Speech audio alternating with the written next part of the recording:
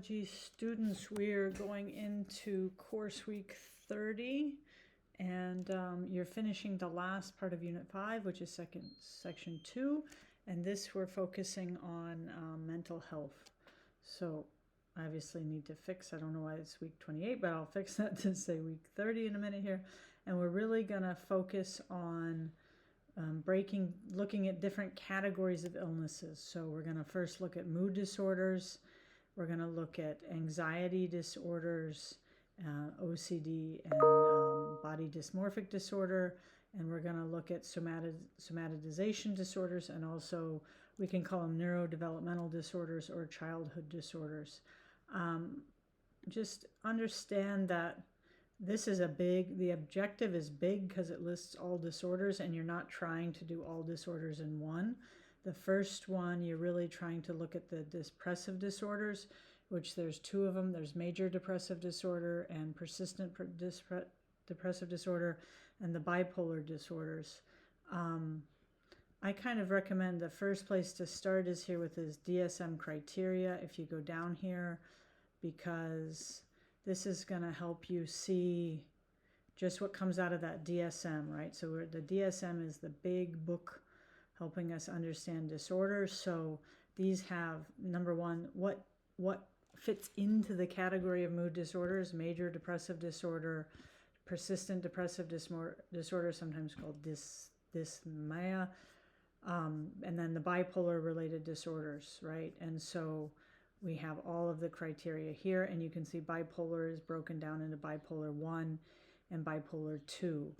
And what you're trying to get out of this is, how we're not looking at treatment necessary, but we're trying to differentiate the systems, and you're trying to really look at what are the biological causes, the behavioral causes, the cognitive causes, and maybe any psychodynamic causes. You can do this in many ways.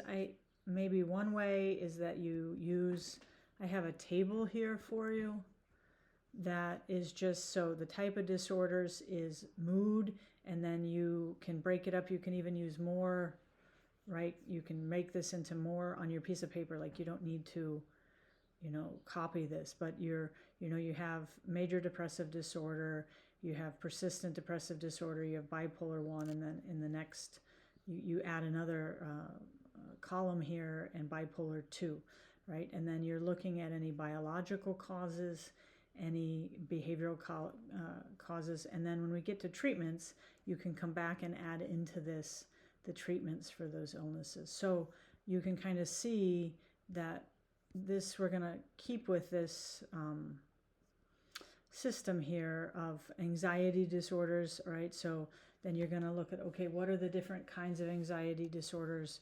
What are the different kinds of, what is OCD? What is BDD? Right? And just keep adding to your concept map. And I think I have a little bit too much here because